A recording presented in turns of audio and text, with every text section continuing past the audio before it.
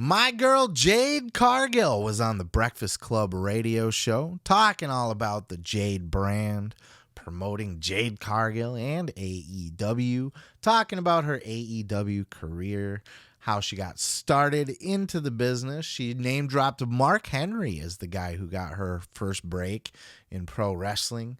This is the same Mark Henry that got Bianca Belair her first break in professional wrestling. So Mark Henry is the talent scout of the fucking century, is he not? Holy shit. Those are two mega stars that he plucked and said, you know what, you guys would be great in professional wrestling. And they were athletes outside of wrestling. They weren't on the indies. You know, they were doing other athletic ventures outside of wrestling. And it was Mark Henry that saw something in him. So props to Mark Henry. Holy shit. Now Bianca's doing fantastic in WWE. Jade's a little bit greener. She's got a long way to go. And I see so much hate online for Jade Cargill, mostly because of that, you know, she's green and sucks or whatever. But I think you can't deny the star power of a Jade Cargill, right? Like, she's not, when you look at her, you just, she literally has money falling out of her pockets and shit. You know what I mean? Like, everywhere she walks, she leaves like a wafty trail of fucking gold and diamonds. She's a fucking star. She's a star. She's a mega star. She's a born star. Look at her. Like, if you can't make money with Jade Cargill, you're insane. And that's why WWE also had an interest in her when Mark found her and put her on and gave her her opportunity. He basically served her up to both AEW and WWE. Here you go. You know, why don't you both of you take a look at Jade Cargill here? And both of them wanted her. And she had some decisions to make. And this is why she chose AEW over WWE. Check out this clip. So AEW really didn't know what they had at first then? No, not at all. And I was actually going between this company and another, well, the other company at the same time. So I was going back and forth. But, you know, we have an owner, Tony Khan, who's hungry. He owns the Jaguars. He owns a soccer team Fulham in England. And he used to own that hotel right next door. Yeah, he owns everything. Yeah. The man is a billionaire. Roxy. I love the fact that he treats us like athletes. And he understands, like, we need mental health days. Like, we need time off. We have families at home. I have a 5-year-old daughter, so I want to be there as much as I can for her. And that's the reason why I chose this company over the other company. And they seen something in me, and they don't treat me like a number. Like, he was willing to listen to my dream and what I wanted and said, okay, I believe in you, and we're going to make this happen. There's no doubt that she would be a bigger star in WWE, especially Hunter. I cannot imagine that AAA, or Vince even, I think, would have pushed her to the moon, you know, just because of her look. You know, Vince is not dumb. He's going to see that and go, God damn. You know what I mean? But Hunter's no dummy either, you know, like, he was obviously as close to China as anybody, right? And saw that whole run happen. So he's going to see dollar signs in a Jade Cargill too. So there's no way that she's just going to not be used properly in WWE or be relegated to NXT forever, or just, you know what I mean? Like, they are going to push her to the moon in WWE as well. But there's other things to consider. It's the, you know, the money. It's the time with your family. Jade also she's got a daughter. She's got to spend time with her daughter. She's got to raise her daughter, right? She's got to be able to continue doing her other stuff. She says she is a brand. I can't say I'm familiar with, like, her clothing line or anything like that, but she's into fashion apparently, and she's got other shit going. So she's not just a professional wrestler, you know, she's a model, obviously. So there's a lot of things to consider when you're choosing between an AEW or a WWE, but both companies would be insane to pass up a Jade Cargill. You know, for a fact, like, she's a top draft pick for me. Like, she is a top 5. Like, if I was WWE and I had to name 5 people I'd want to scoop away from AEW, Jade's on that list. She's probably in the top 3 on that list, honestly. Because it's not just about wrestling talent. That's only part of it.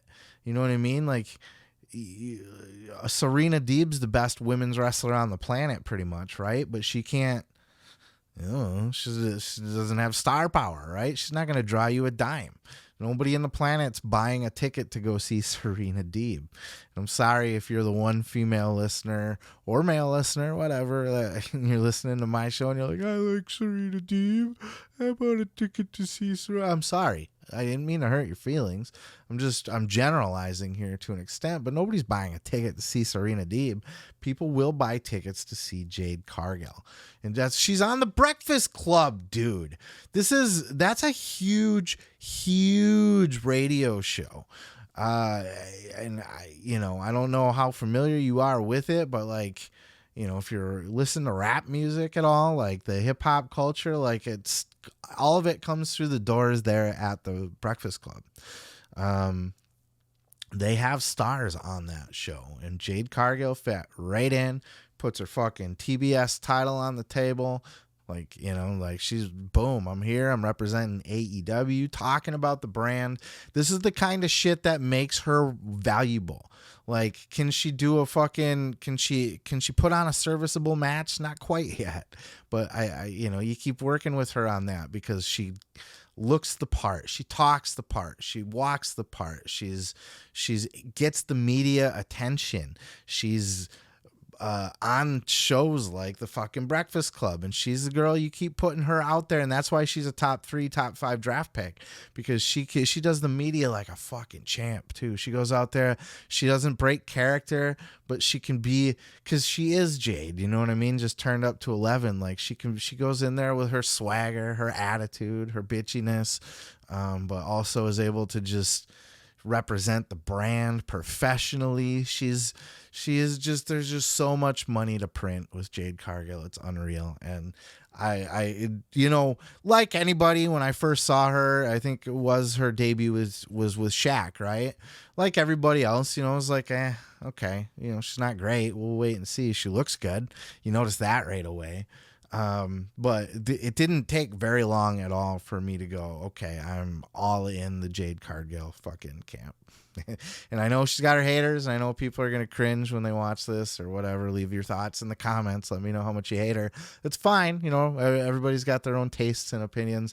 This girl is just, she's the guy. She's the girl that you want to push to the top of your wrestling card.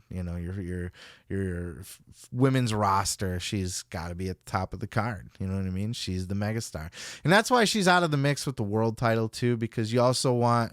She kind of alluded to it, and I think this might have been a conversation Tony had with her. She said in the in the interview that the only reason I haven't gone for that title is because I don't want to yet. I don't want to give those guys their little time in the sunshine because they're in their time in the spotlight because they've been around a while or whatever. And that's one way to say it, but I would say with the TBS title, if you keep that separate from the AEW women's title, you have the ability to push like a Britt Baker to the moon, and Thunder Rosa, and now Jamie Hayter's got that spotlight, and none of them would be able to have any kind of run at the top of a women's card if Jade was sitting there, because that's why you got to kind of keep them separate. And she represents that belt well. She represents the company well, and she's just going to be a megastar for years to come. I do see her possibly spending some time in WWE in the future. And again, I think when they do, they're not going to drop the ball with her. She's going to continue to be a megastar wherever she goes. Hey, thanks for checking out that clip. Don't forget to check out other clips here on the channel. And while you're there, throw a like, throw a subscribe. And don't forget to check out full episodes each and every Sunday of the Pro Wrestling Podcast.